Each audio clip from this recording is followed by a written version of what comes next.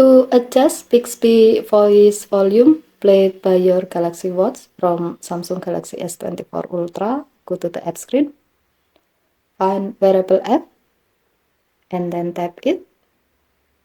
Next, tap watch setting, tap sound and vibration, tap volume, and then slide the volume adjustment bar below Bixby voice to the right to get a louder Bixby voice,